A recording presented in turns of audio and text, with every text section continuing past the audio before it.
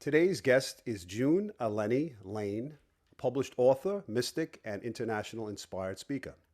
Former successful fashion entrepreneur, international educator, and consultant using mysticism with a science perspective to comfort the bereaved and empower clients worldwide. She's acknowledged author of a primary text on the spirit-inspired art, The Art of Being Psychic, and her other book, The Mandala Art of Creating Future, which is widely used as a manifestation tool. Since 2002, June-Elleni has consulted and tutored at the world-renowned College of Psychic Studies, established in 1884, as well as reputable spiritual centers internationally. She loves discussing how to integrate intuition, creativity, and spirituality into a daily life. Let's welcome today's guest, June-Elleni. Welcome. Hi, thank you so much. Lovely to be here, Adam. Yeah, I recently took a class of yours at the College of Psychic Studies. You Which, did. It was yes, fun, right? absolutely. And the Exploring Spirit and the Art of Psychic Drawing, which was another tool that I was able to incorporate in some of the work that I do in terms of getting a better understanding of what is taking place with another person, either emotionally or physically. And through your expertise and inspiration, many of the people in the class were able to draw like a stick-figured person and then use certain colors and then find exactly what was happening in another person's body intuitively Through the use of through color, the use of yeah. color. Yeah, And placement of where the yeah, and color placement goes. and when the drawing itself, from my perspective, moved the ego out of the way a bit as a distraction, Correct. and then allowed the energy, the intuitive energy, to come through. So I'd just like Exactly. maybe you could just share with the audience a little bit about your background and how you came to this particular field. Surely, yeah. I mean, I've always been fairly creative. I was a fashion designer for 20 years. And there was something about when I was connected with my sketches, I could sketch for hours and hours and throw paper into the bin, ad lib, and all of a sudden I'd be connected. So it's the connection that where the magic happens, where the inspiration comes through. And at the times when I was connected or I felt connected, it would appear that I could create designs that would be bestsellers and were very successful. And I got to wondering, what is this connection and how can I make it more deliberate as opposed to just random? Because normally this connection to the flow, and I've heard it from a lot of people, a lot of students, they seem to think it's very random. And of course, when you don't know how to connect, it is very random. Sometimes you connect, sometimes you don't. The difference between working with the right and the left brain connects, left brain labels and disconnects. It wants to be in charge. So I spent a long time studying this right left brain relationship or battle, if you like, more like a battle where each side is battling to be useful to us. They both want to be useful to us, right? Our brain wants to be useful to us. That's its function. And sometimes the left brain, generally in Western society, tends to be the bully, and it has language centers, so it can make itself heard more, whereas the right brain is the silent partner with very few language centers, and yet with its foot on the accelerator of creativity, inspiration, psychic ability, intuition, the ability to connect to the flow and bring in wisdom that is beyond the five senses. And you've experienced some of that on the workshop that you did with me, right? Absolutely. Because you were Yeah. able to pick up information from other people, not really through any logical means, and yet there it was, and you were validated. Absolutely. So to me, validation is a very important part of the work. Why? Because when we get validation, the logical left brain, the boss or the bully, relaxes and goes, oh, okay, this is working. I don't have to try too hard. It's fine. And it kind of allows the process rather than sabotaging it. Yeah, Yeah. I work with I developed a program called the Masculine Balance, and the program Okay. is basically trying to incorporate have men because most of the time using, as you said, the left and the right brain, the left brain Mhm. being associated with the masculine and the right brain being associated with the feminine. A lot of Yeah, times, men, from my experience, and I know myself, had a hard time going from my head to my heart in terms of making a connection. And that journey becomes very, very difficult for some men to express their emotions and get in touch with their intuition. So, absolutely. so how do we get a That whole sense of when emotion runs high, common sense runs away. yeah? Love So that what's phrase. the best advice for people in general to open up their intuition? What are some of the things that get in the way of a person becoming intuitive or actually enhancing it? Oh, there are many things. I like to follow a routine, if you like, and it all starts with intention. And even before intention, there must be a motivation, because if you don't want to do something, guess what? You're not going to do it. So you've got to have a reason, you've got to have a motivation to want to do it. And often I find people find their motivation by having an experience that they can't explain. That especially in a man's mind, he can't explain something. Oh, now I want to explore. Now it's got my attention. Now I'm interested. How on earth did that happen? Yeah. Yeah, And once you have the motivation and you start to build on your intention, because energy follows intention. If intention, wherever intention goes, energy flows. And if there is fear or doubt, then that holds the flow back. That stops. That's the self-sabotage, if you like, which generally comes from the left brain, the side that you're calling masculine, the side that I like to call order, and the side that a lot of people call feminine. I like to call that the chaos, okay. because within that chaos is just pure potential. Yeah, funny because we go through life, sometimes the dark night of the soul, and we either become the victim of a circumstance or we become more insightful by actually using that trauma or that experience to actually expand our consciousness. And so, in my experience, that's what happened to me. It helped me Right. expand. But I do know, I think there are certain things that do get in the way of a person actually opening up to the intuitive parts of themselves or their own self-doubt. Maybe is that some of the Oh, things that oh, absolutely. And once you have a reason, and then you start to move forward and work with your intention, then you move on to the next steps. And you really need to know what the toolkit is here, which is understanding where the sixth sense begins, where the five senses end, and starting to understand the chakra system, which is related to the spiritual senses, as opposed to the taste, smell, touch, sound, and feel, the physical yeah, senses. So yeah. we have chakras as well. So it's understanding the toolkit, how to operate the toolkit, how to use things within that toolkit that will bring the experiences like you had in the workshop, autographs, for example, where you're using color, which follows an intention. It's my intention to draw an aurograph for this person that I'm able to interpret. So the other tool is interpretation skills. So I get my students to build a glossary or an interpretary, if you will. So in our language, in our everyday language, there are clues, left from the ancestors whenever language began, that will help us to understand. So people understand the idea of colors meaning different things.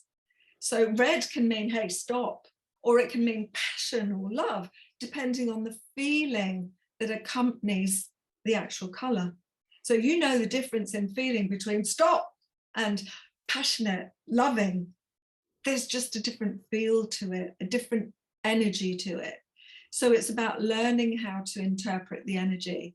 So that's another tool in the toolbox. So we have motivation, we have intention, then we have the chakras, then we have the idea of art and color and where it is on our body, because our body is telling us messages the whole time. We just don't always hear them. You know, if there's a pain in someone's right knee, for example, had a conversation with somebody in the park the other day, they were complaining about their right knee, and I said, wow, how's relationship with mum? And they went, oh, how did you know? So right knee is related to mum in the system of interpretation that I use. Always, nearly always. It's one of the words I don't like to use too much, but most of the time it's related to either an older female within a relationship or mother. So once you know the language of your intuition, of the right brain, then you can start to interpret, which gives the left brain confidence in what's going on. And then it begins to be a manager instead of a boss, which is really what we want, right? We want the left brain to do its job and allow the right brain to do its job. So this is another tool, the understanding of the difference between the two hemispheres of the brain and how to switch them on and off. So I give tools of how to activate the right brain and how to activate the left brain when we need the left brain to be active or when we need the right brain to be active. So two brains in one head, constantly at war, sadly, until we make peace between them and allow the left brain to understand that we don't value the right brain more than the left brain, we value them equally, but only when they're cooperating and doing the job that they are good at. Otherwise, it's like having the caretaker be part of the executive decisions when he doesn't know anything about what's going on in the executive suite. How would you describe a ego-based thought as opposed to an intuitive thought? In other words, how does a person realize it's their intuition or it's their own ego voice speaking? Or that's a great question. Great question, Adam. And it's one that a lot of students ask me. And basically, the way that I've come to understand it is a spiritual answer or a spiritual thought will have no urgency with it and no attachment to the outcome. Whereas an ego thought, let's do it now, let's do it before we lose it, there's always fear of loss. Because the ego is in fear of loss, because eventually it knows it's going to die. Whereas the spiritual aspect knows that it's infinite. So there's a difference in personality. So you start to understand the personality differently, and then you understand where the message is coming from. But that's the major thing. If it's an urgent situation, I've got to do it now, otherwise I'm going to die, that type of thing, generally, that's a clue, it's the ego. If it's okay, well, this is what's going to happen, and if this happens, then that will be okay. And if it's a no to your whatever it is that you want, if it's a no, then that's a lucky escape. That's not fear of loss. That's a lucky escape. That wasn't for me. That wasn't meant to be. So there's that sense of being able to relax through it and be accepting. So non-attachment. Yeah. And the difference between non-attachment and detachment is also a good one between left and right brain. Left brain can do detachment, which means I'm numb, you've hurt me, I'm not even going to look at you, I'm just going to ignore you, I am detached from you. Ego, left brain. Order, yes, because you're a threat to me, so I want to remove that threat and pretend that I don't see it. Whereas non-attachment is I'm seeing everything, I'm understanding that you're human in this experience, as I am human in this experience, and we have everything that goes with that. And if something is meant to be, it will be. And if it's not meant to be, then that was a lucky escape. So there's that non-attachment. I'm not attached to the outcome, but I'm interested. I'm curious. I want to know. I'm not detached. So there's a difference between detachment and non-attachment. Very important difference. Yeah. Not a lot of people get that.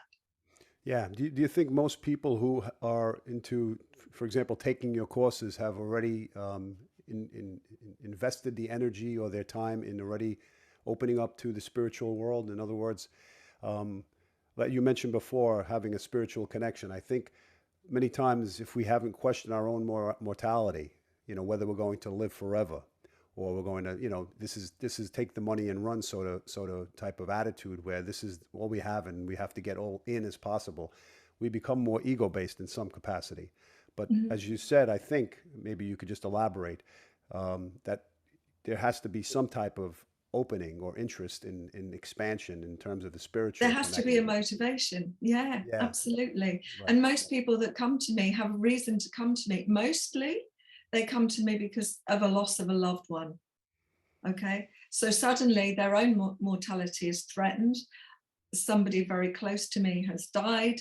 I am in grief. Grief is overwhelming. I don't know what to do. I'm so desperate. Then they come to see me. So in a way, my spirit portraits are like a window. That's what I put in the window, because that will bring people in. And once people have come in and made that connection and understand that consciousness is not limited to the physical body, that it can come out of the physical body even in life, but obviously in death it comes out of the physical body permanently, and yet can still connect That's and interesting. can bring amazing messages and likenesses through portraits, which makes people, oh, how did that happen? Because it's not logical. Yeah. So then that opens the journey even further, especially for men. So as for example, myself, I took the course and drew stick figures and came up with energy patterns in different aspects of the body, left side, right side, different colors. But Right. if you can elaborate on your intricate work of actually drawing portraits to then connect to people who've passed on and given information, like a mediumship drawing or psychic art drawing or spirit drawing, if, as you call it, maybe you could just elaborate on how you can do that and what you see and Well, the steps. again, it's based on the same toolkit Okay. that we use for the autographs. You know, we make an intention, and instead of drawing a stick man and putting colors on it and feeling the energy, I'm intending and I'm asking for, let me draw a portrait. I don't see what I'm drawing, which is the strange part about it. You know, we normally are drawing things that we can see in art, but in inspirational art, in spirit art, we're drawing the unseen. We're just allowing the energy to lead us into drawing. And what I found over the years is that if the person had a good sense of how they looked when they were in life, they carry it with them into the spirit world. And often they appear as they, whichever age they decide, and often ladies come younger. Men do too, but most often ladies come younger. They don't want to come aging with all their wrinkles and silver hair. They want to come as they looked when they were 20 or 30, and so they do. We would if we could, and they can, so they do. So in these portraits, I'm literally just automatically drawing, trusting the energy to create a face, and suddenly I see a face coming through, and I outline what I see without knowing who I'm drawing, and then I bring forward information that I'm given with my connecting through the right brain and interpreting with the left brain. I'm able to bring through information that validates the face.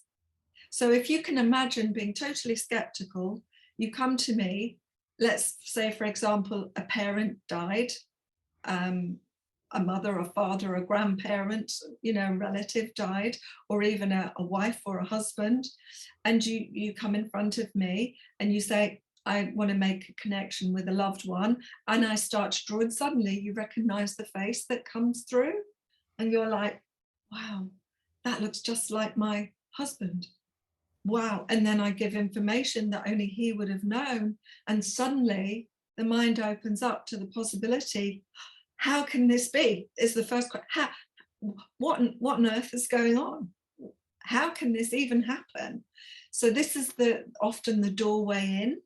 So if people have that kind of loss and suddenly they find that kind of connection, then wow, you know, is generally the response, especially when it's something that can be validated. I remember I was at the college and I was drawing a son for a father. I believe he was either Austrian or German, so very, shall we say, orderly, left brain orderly.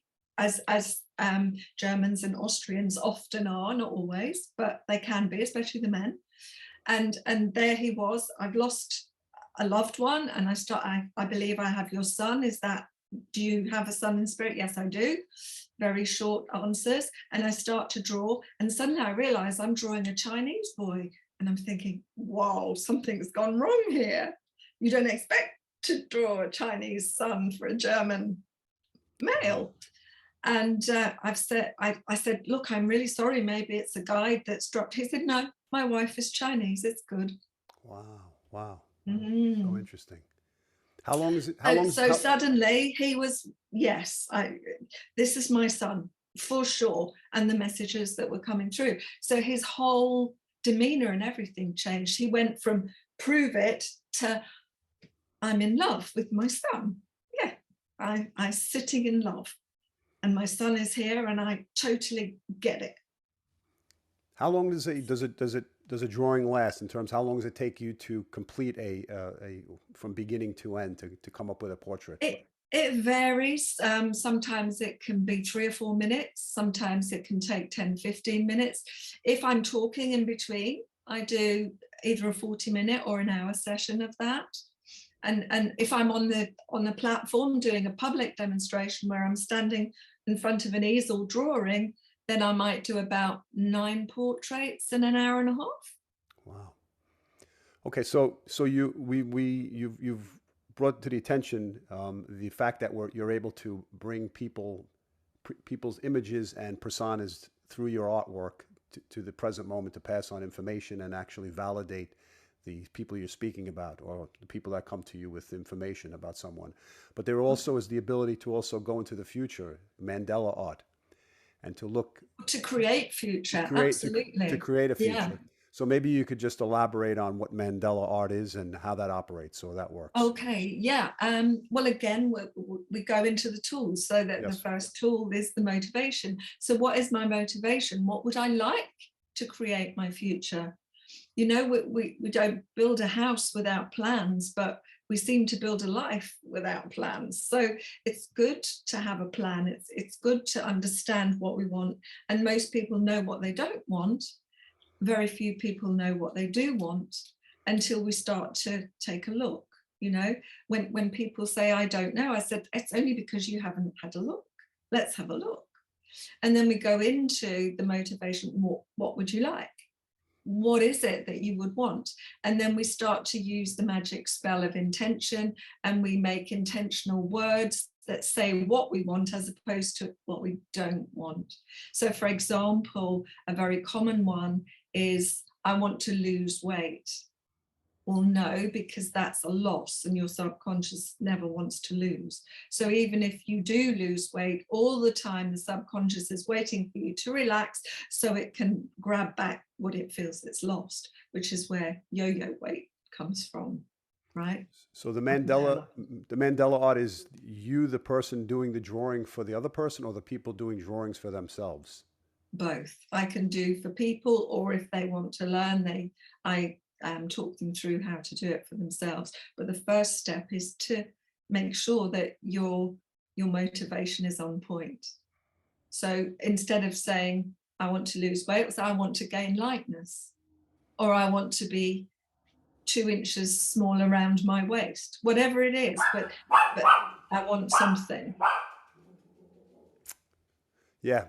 So basically it's the fact of speaking in a positive, manifesting in a positive mindset. Yes. Words are magic. That's why we spell them, right? Yeah. So many people are unaware of the power in our words and in our thoughts, in the manifestations. In the beginning, there was the word. Yes. Right. So so we start to make a sentence of what we actually want. We get clear in our heads what we want. Then we go into the feeling. So we start to feel what it would be like if that was already the truth, if that was already in our sphere of our circumstances. That is our truth. Whatever it is that we want, we already have it. And the feeling that would make you feel so happy, or that would make you feel content or satisfied, or whatever the feelings would be, Remember, emotions are power tools. So whatever you can conjure up of the energy of those emotions and draw that out into a drawing, then you have intentional mandalas. Mandalas that create future, because they change your energy. They make an energy of where you start to draw towards you the things that you want instead of the things that you don't want. Are there times when people become frustrated with the inability for them to create something in terms of drawing? I mean, initially a person may draw and get nowhere with something, but I guess in essence there is something that is actually coming through, even if they feel like nothing is coming through. In other words, they... You know, frustration is easily quelled when you understand it only comes from the left brain. So you do the exercises to allow that. And there are lots of exercises that I teach students. We do clearing to get rid of the fear of failure and all of the other things. It's a process, you know, it's not a 5-minute job. It's a process. It's a process that you learn. It's one of the modules in my e-learning course that I'm about to launch in September. So one of the modules in there is the envisaging art, Mandala, like my book, Mandala, the Art of Creating Future. Yeah, now you also speak about on your website, and one of the things you offer is transversing the timeline. Yeah. Okay, so maybe you can just speak about that as well. Those are some of the... Yeah, I'd love to speak about that. Basically, it's about communicating. You know, communication and connection is key. There's a series of patterns that we learn how to survive from birth. The first 3 patterns start from birth to the age of 6, more or less, sometimes a little bit older, but from birth to 6. And I take people back to their very first memory that they can clearly remember, not a pass me down memory, or my mum said that this happened. Something that they can actually remember, because in life, when an event happens, there is emotion. Right? And when emotion runs fast, common sense runs away. But we need to react to that emotion in order to survive whatever the event is. So it's useful to know that emotion isn't yours. It's an energy that comes in and overtakes you like a tsunami. But it's not yours. You feel it. So you cannot say, I am angry. You say, I'm feeling angry. Okay, because you're not angry in your core. That's not what your identity is, right? So once we understand whatever the emotion that triggered that particular survival mechanism, so in my case, there was a survival mechanism that was triggered when I had an experience in school of learning the Lord's Prayer. I went to a church school in the northeast of England, and a word came up that I had no clue what it meant. So I asked my teacher, which was the word trespass. What does that mean? And because my mother is Egyptian Greek and English was her 4th language, she was not fluent, even though she'd been in England for some years when I was born. And she said to me when I got home, what first day at school, what did you learn? So I told her that she said, well, what does that word mean? And I told her, and her face lit up and she said, that's great, you can help me with my English now. And from that moment, I became informative. So anyone that knows me would definitely say, yep, she's informative, too much sometimes, right? So that's my survival mechanism, to become informative. So this is what I've learned. And now I've learned how to use that as a tool instead of a habit. Yeah, because when being informative is your habit, this is not good.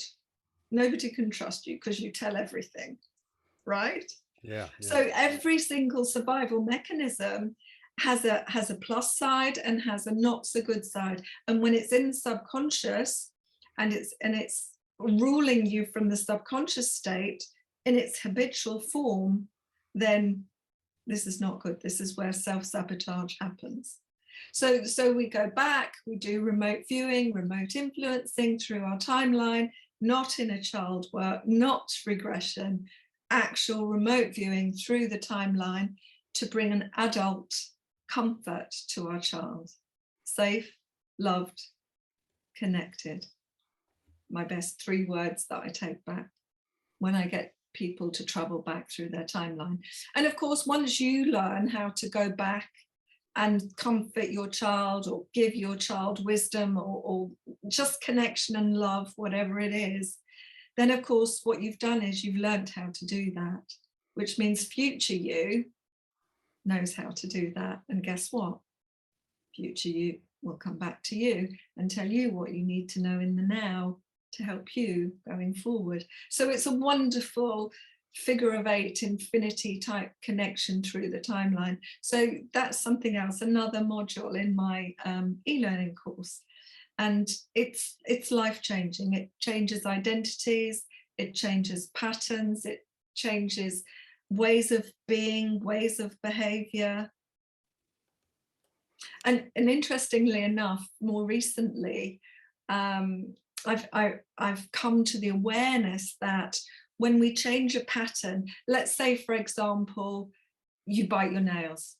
It's a habit, okay? And it's easy to do, right? It's very easy to do because it's a habit. And suddenly you paint that terrible tasting stuff on your nails so that, yeah, for that moment, you're in grief because that ease of doing something that comforts you is lost. Right. So now we have to also go into the easing of the grief. So when we lose an old pattern, nature abhors a vacuum, so it fills it straight away with someone else. So we need to have that someone or something else be a helpful habit that then starts to become easy with time. So it's a big subject, it's very deep, but very, very helpful and life-changing.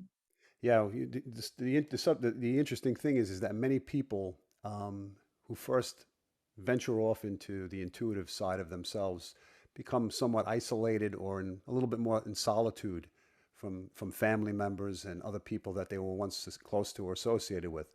And then eventually it somehow, I've noticed it shifts possibly, or a little bit towards where people start then asking for more insight and wisdom from these, from the people who went up this road. Have you Absolutely. had that? Have you had this experience with family all members? the time? Yes, it happens. It's like a pen. I relate it to a pendulum. So if you think that you're somewhere here and you're anti spirituality, then you have an experience and then you go right up the other side and then you come back to center again, and then it becomes part of your life and you speak about it normally again. And the balance is there. It's all about balance. Yeah. Have you experienced highs and lows in terms of your own intuition, in terms of being connected or less connected? Oh, my journey has been totally pendulum swinging. Yeah. During the development years, there'll be times where, oh, this is a load of rubbish. I don't know what I'm thinking. How can this be true? La, la, la, la. And then something will happen. Okay. Yeah, the things Something will happen. The things that are tactile are easier for us to grasp and to hold on to. Yeah, and of course, spirit-inspired art is like a gateway for spiritual energy to show itself in our dimension where it's normally unseen. So spirit-inspired art is something objective, which again a lot of men like because they can touch it, feel it, see it. It's something there, and it's something that's real. And I say real like that because, of course, we know that as we walk the path, none of this is real, and what we can't see is more real. But that's another story. On that note, maybe you can talk about your book, The Art of Being Psychic, and how you... Okay. It's like a workbook, really. I mean, it's been published for quite some years now. And the e-learning course I'm doing is the next level on from that. But it's a workbook. If you want to go through it, it explains the tools, it explains the right brain, the left brain, ways how to trick your left brain from taking over and allowing the right brain to lead. So it took me a long time to write that book. I think it was about 8 years in the making. And then finally, I didn't even go to a publisher. I just put it on my website and I thought, okay, this is to be published. And my publisher came to me through the website and said, hey, have you got publishing for that? Looks fun. I said, no, I haven't. Would you like? Yes, I will. So no rejection letters or anything, as is the norm, because I put my intention out there and the publisher came to me, which apparently is very unusual. I didn't know because I'd not published before. Yeah. Then you have the other book, the Mandela of Mandala, The Art of Creating creating your Future. future. Yeah, Yeah. Which is the manifestation book, same publisher. So they were keen for me to keep writing. Okay, and then you spoke about your e-learning program, and maybe Yeah. maybe you could elaborate on that and when that'll be coming out. Yeah, that's going to be launching in September. It's in beta testing at the moment. I've got a few students working their way through it and pointing out little typos or things that didn't kind of work properly with the quizzes. So it's going to be certificated. You know, there'll be a certification of completion if you can pass 75% correct on the quizzes. The first 3 modules are like the toolkit. So that goes into motivation, it goes into intention, it goes into headquarters, heart quarters, how to get them working together, like you were saying, that's a long journey between the heart and the head. And of course, you know, we have heart chakras in our hands, in our feet, which is why we hold hands with each other, especially with children, that there's a heart connection through the hands, why we like to walk barefoot on the earth. There's a connection with the heart chakra to the heart chakra of the earth. That all of that and what the chakras are for, the finer points. I often say it's like the chakras, knowing where the chakras are and what the chakras do is like knowing where the taste buds are in your mouth when you're a baby. You know, maybe you've got a spoon or some chocolate in your hand and suddenly you can taste this wonderful thing, but you don't know how at first. And the chocolate ends up all over your face before you finally get it into the taste buds to eat it. It's a similar thing with chakras, until you focus your energy into the chakras that actually do the particular task that you would like to do. So that it goes into all the toolkit, really. It gives you a basic glossary that you can add to, and it's a really good foundation to stand on. And then there are some intermediate chakras which explain how to do the orographs that you have done, and various other exercises of that nature. I like to think that personal development and psychic development go hand in hand. So there are personal development exercises, you know, how to communicate with someone to make sure that they've heard you. You know, how are you going to do that? So I have acronyms to help you. So my one for communication is called HEAR, HEAR. So hear, to understand rather than to reply. So be curious in the listening, really understand and try to be curious about what the person that's talking to you is saying. And then if you don't understand, back to this, I think I heard you say. So then the communication is clear. And then E, empathy. I understand why you think that way. That's an interesting point. However, then A, for action. What I'm saying is this, and this is what I can do. I can't do that, but I can do this. Yes. And then we wait for a response. Is that understood, or do we have to repeat all over again? So it's just another way of communicating. So there's exercises like that, you know, different things. And then there's some more advanced modules. You know, once that's been done, then you're ready to do the spirit portraits or the traversing the timeline. So all that information will be on your website that you have. Yeah, absolutely. Which I'll put. Yeah. I mean, there is some, you can go and have a look at some of what's in the modules at the moment, but it's not launching officially till September. Okay. But as I say, I've got some beta testers on it at the moment, and you're very welcome to beta test, Adam, if you like. Definitely. We're going through some challenging times. We are indeed. Over the last couple of years, and I guess coming in the future itself. Have you done any drawings that you'd like to share that have any type of Mandela imagery or drawings that present what you see happening?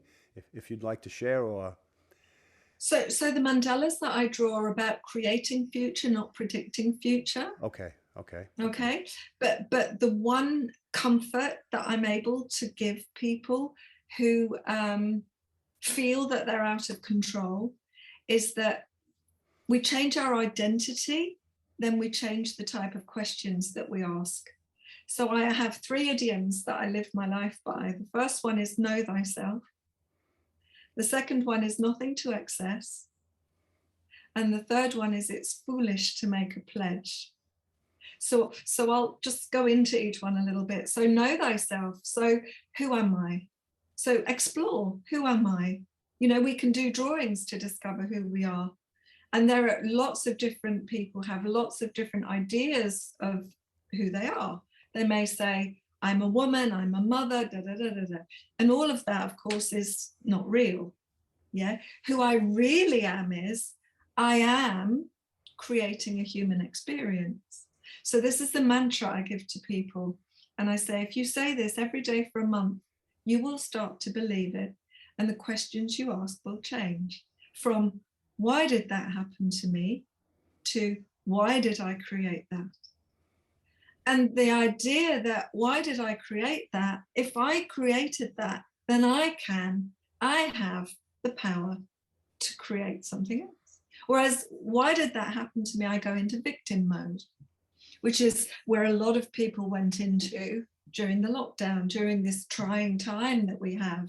And of course, you know, with the idea of AI just around the corner, it's very important for humanity to move to the next level of evolution sooner rather than later, because it's amazing what these robots can do. And pretty much we're going to find ourselves redundant unless we move up.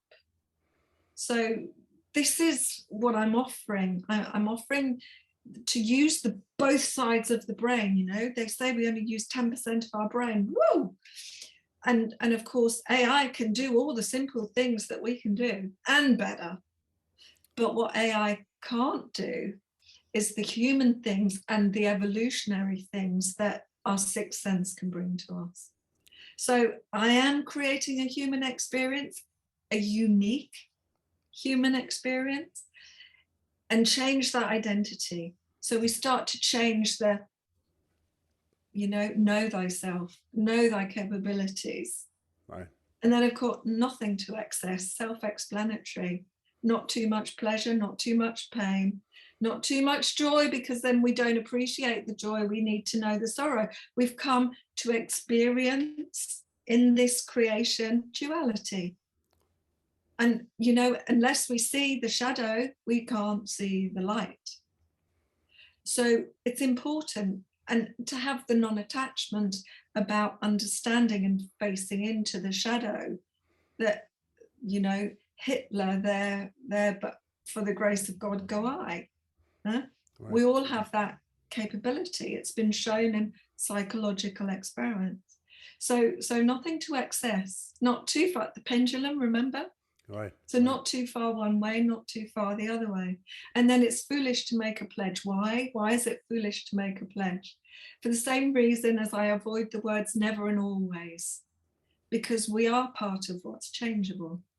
The only thing that doesn't change is the identity in the middle, watching the human experience I am creating. Okay. Yeah. So when we make a pledge, then we're trapped into a box of staying the same. And I heard a great quote the other day. It says, if you want to stay where you are, you have to change.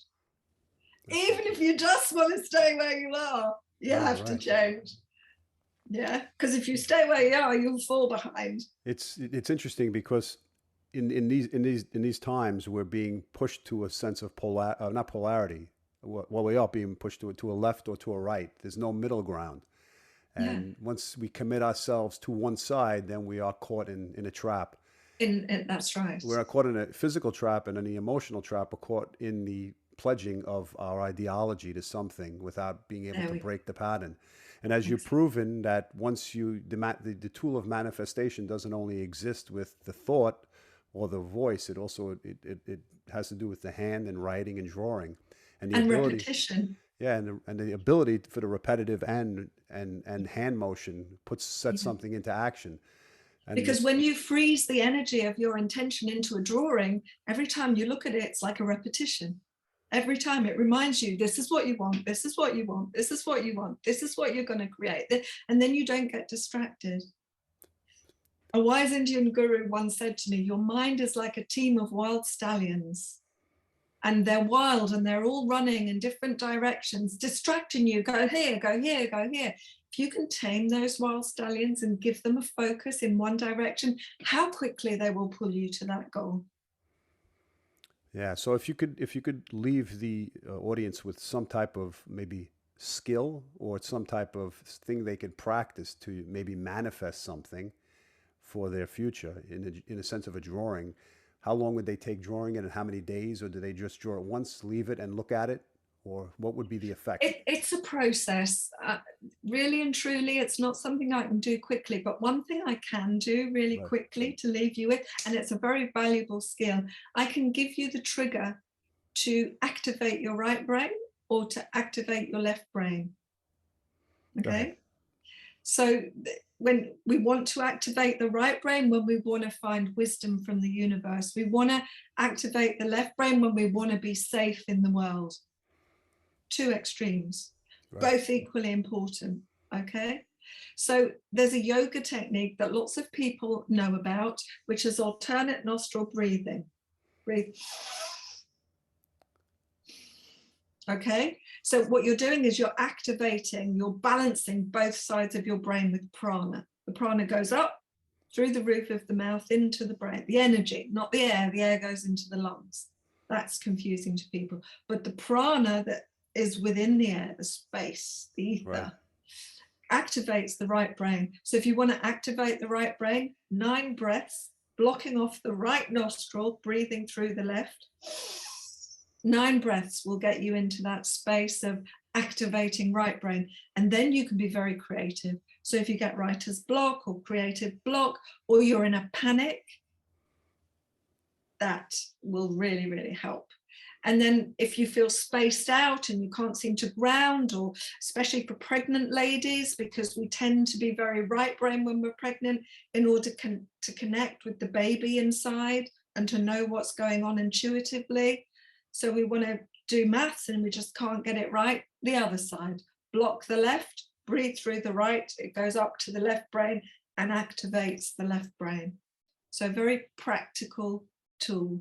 Practical but fascinating and interesting. Yeah. Yes, the power of the breath. So I want to thank you very much today for sharing this wisdom. I'd like you to just maybe you could leave us with some type of message based upon the work you do, or in terms of just some type of wisdom that you'd like to leave the audience with based upon your own personal insight. Yes, let me think. Give me a moment. I think the best thing that I can say to you is that spirit art is definitely a gateway for spirit to bring their energy onto the earth. And we can use that to create heaven or hell. That's perfect. That's It's the it's a choice. Yeah, the tunnel of creativity in which direction it goes. Yeah. So, And if I am creating a human experience, that is my identity, then I will create that. well, on Because that, there is no yeah. heaven and hell. It's here on earth. Heaven, we can bring heaven or we can bring hell. And that depends on how we handle our emotions. Well, on that note, I want to thank you, June-Elleni, for sharing Thank this time with you, me, Adam. your inspirational information, the wisdom that you've accrued over the years, and your connection to spirit, which is very contagious and Thank you. motivating. And hopefully, I'll be taking other classes with you, and I'll advise other people in terms of posting the information on my YouTube channel of how people can get in touch. It's interesting as well. I've been asked to come to Canada to do a retreat, so I'll keep you in the loop. Well, I'm in New Jersey. I'm not in Oh, Canada, okay. but I'm not too I far thought from you were in Canada. Canada. But yeah, if something comes up, I'm definitely interested in pursuing that. So I want to thank you very much for joining me today. Thank you. Take care.